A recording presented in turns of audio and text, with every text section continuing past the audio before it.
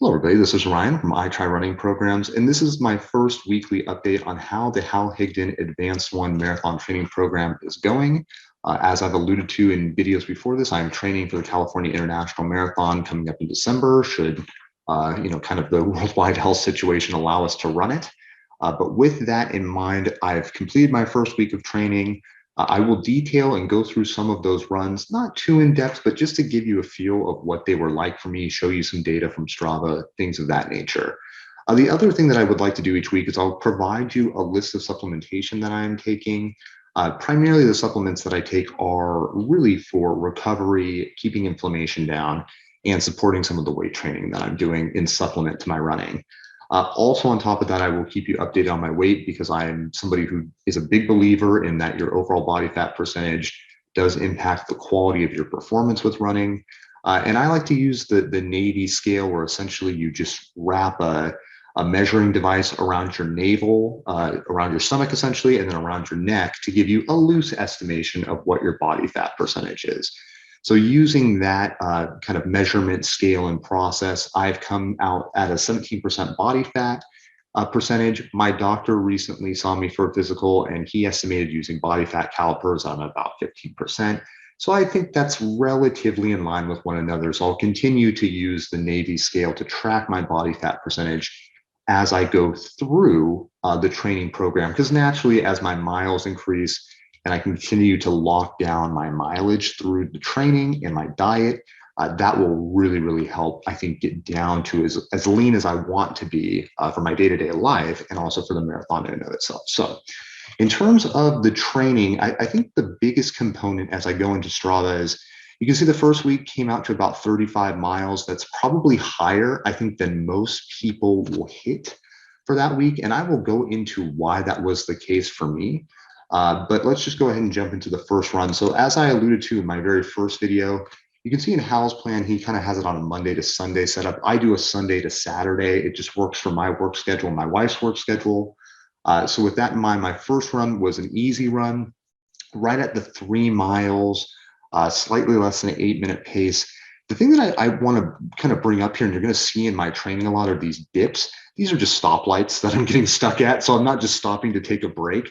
You'll also see that I'm somebody who trains at a relatively higher BPM or beats per minute than probably most people. I think a lot of people would see an average BPM about 162 and think, man, you're really pushing it on an easy run. But for whatever reason, no matter if I'm going on a walk or if I'm going on a light jog or any type of run, my BPM tends to just spike right in the kind of early part of the run, and it continues to stay there.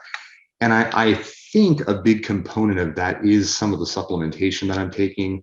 I have a video on my channel about using yohimbine and caffeine as a fat loss stack. And I'm currently knee deep in that fat loss stack. So there's very, very high likelihood that the yohimbine is artificially inflating my beats per minute, because when I'm running, I'm not perceiving an effort like this. At 162, I generally be pretty tired on a run.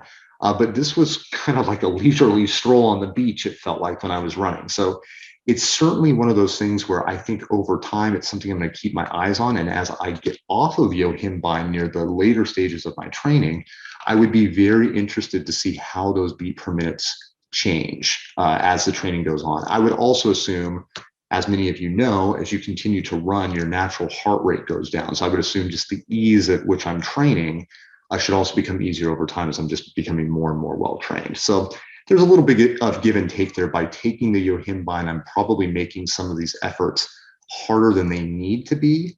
But by the same token, if it helps me lose fat a little bit faster and also allows me to still train at an adequate level, then I'm getting an added benefit early while the training isn't too intensive. I hope that makes some sense where I'm going with that.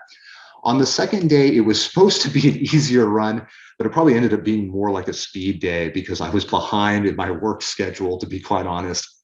This would normally be a 5-mile run. I had to bump it up because I got late out the door. So I ended up running 6 miles and having to kind of sprint it in a little bit. You'll see my pacing, once again, is kind of all over the map, where some of it, eases into the high sixes. I don't want to do that on an easy run. That would be more like race pace if I was going to try to qualify for the Boston Marathon this year, which is admittedly more of a reach goal for me right now. I do not think I can break 3 this year. If I'm being really honest with myself, I see myself probably more in the 305 to 315 range, which would have qualified me in past years. But that's the unfortunate reality as the times change. So with that in mind, I ran this run probably a little too hard. Luckily, it was followed by another easy run, so it's not a huge issue. But you can see once again, my BPM got a little high on this run, got up into the 170s at points. I'm trying to avoid that if at all possible on those harder running days. But as I alluded to before, it's just going to be difficult with the supplementation that I'm taking. But overall, a relatively easier day. And I see why Hal puts these in, because it's still enough of a training stimulus that you can feel like you're getting some good benefit out of it while still being able to not really tax your legs too early in the week. So you get a decent length run in without putting too much effort in, and it can save you for your later workouts, essentially. Now, similarly, Wednesday is another easy day. I'm not going to dive too deep into this day. I don't think there's really a big need to. It was a similar, just kind of run about 3 miles and then come back home type day. Now, Thursday, this is where I probably deviate the most from Hal Higdon. If you go back to my initial review of his training program, just giving you an overview of how it works and the types of runs that he recommends and how to run those runs. One of the things that he does early and often is using hill workouts, and he recommends probably somewhere in around the 400 to 800 meter range for that hill length. Well, I got a little too excited and I made those hill repeats about 1.2 miles long. So I ended up running up a long hill for about 1.2 miles, then run back down it and then ran back up it hard. And this was another day where I came out the door a little too early. So I got a little excited and ran a little bit faster than I wanted to in sections that I didn't necessarily want to run fast. I wanted to run slow. If you kind of see this marker, this is obviously like where I live. I kick out through down a chunk of Salinas in California where I live. And then Constitution is a long hill in our city. And it's a very mild hill, but it's just kind of slowly goes uphill for a long time frame. And as I alluded to before with CIM, that's very much the types of hills you kind of run into as you're out there on that course. Very slow, kind of gradually increasing hills, or very slight undulations that you'll run into. So I want to run that as much as I can. So that's why I'm willing to probably end up running 2 or 3 miles more on these days than really probably Hal is thinking in his mind when he designed those programs. So you basically go up this hill. It's not a lot of elevation. You can see, it's right around here-ish that the hill starts.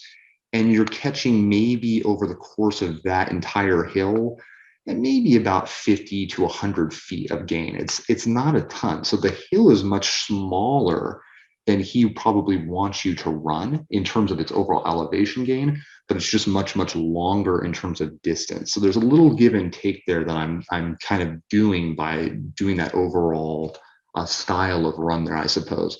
Similarly, I think my overall pace came out pretty well here. I was using my phone, the Strava app. My watch was not cooperating with me that day. So I'm not sure in terms of effort how hard it was. I was not taxed after the run terribly from a cardiovascular effort. I didn't feel terribly taxed. So I felt like this was probably my best run for the week. However, it being that long, even though I didn't feel that taxed, the next day, definitely I could tell it taxed me, because this was supposed to be a day where I went 5 miles at goal pace.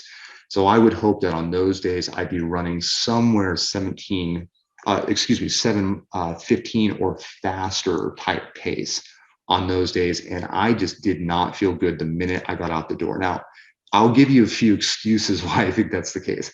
One, I do not like running too early in the morning. I do all my runs in the morning. I am trying to get up earlier and get used to running earlier, because my mileage will naturally increase over time. So I'll need to probably be able to get out the door at 5 a.m. most days in the future, just so that I'm, making my schedule work for both myself and my wife and my daughter. But the problem is I'm probably trying to do a little too much too fast. By getting up, you have to get the bathroom in, you have to get something in your stomach in some cases. I like to run fasted.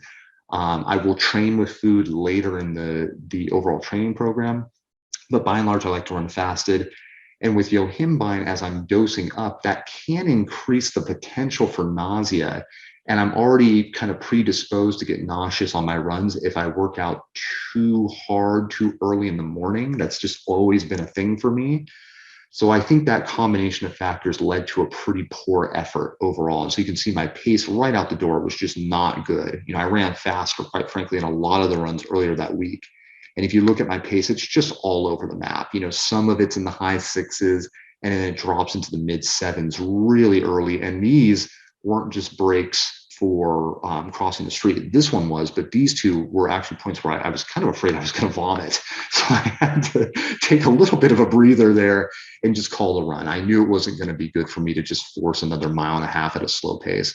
So I ended up calling that run a little bit early. And you can see even my BPM got pretty high in the high 170s, even though I really wasn't running that hard. So something wasn't quite right on Friday for me. So I guess the word to the wise there would be, it's better off just giving up on an effort than forcing something that's going to set you up for a poor run the next day. And since the long run was the next day, I really wanted to make sure that I wasn't overdoing it from a training stimulus perspective. I would rather just have a poor run, let it go, put it behind me, and have a good long run. And so with that in mind, I did have my long run the next day. I actually got out the door even earlier. I'm really trying to force getting out the door at around 5 a.m. And overall, this went pretty well. Once again, Hal recommends that your long run be run in that 60 to 90 seconds slower than goal pace. So I did a pretty good job of keeping it slower. Like I said, I have a very hard time controlling pace.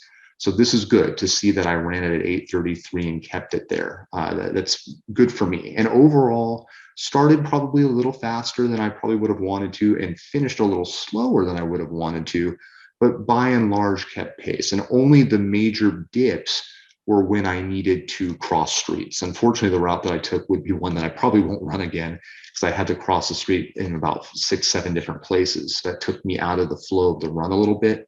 So I will end up changing up my route here through Salinas. But by and large, this run went pretty well. Once again, you can see controlled the heart rate much, much better. Kept it very consistently in the kind of low 150s for a great chunk of that run, and then kept it in the mid 160s for a vast majority of it. So actually a very comfortable run for me where I got a good training stimulus from it. I felt like I really benefited from this long run. It's the longest run I've had in probably a good 2 or 3 weeks. I have not been running a lot of runs over 7 miles since probably about May or so. So this was fantastic to see how well this run went, given that I haven't been doing a ton of super, super long runs leading up to this training. So overall, I think the week went pretty well. I'm currently training in the Adidas Solar Guide Boost. I'll do a review of these shoes. Not the biggest fan of them, but they, like most Adidas Boost shoes, they do get the job done. And then I do have some New Balances I can't wait to break in relatively soon. So we'll see if that also helps a little bit with the training as I go. But by and large, week one went okay. Only one run really wasn't up to snuff.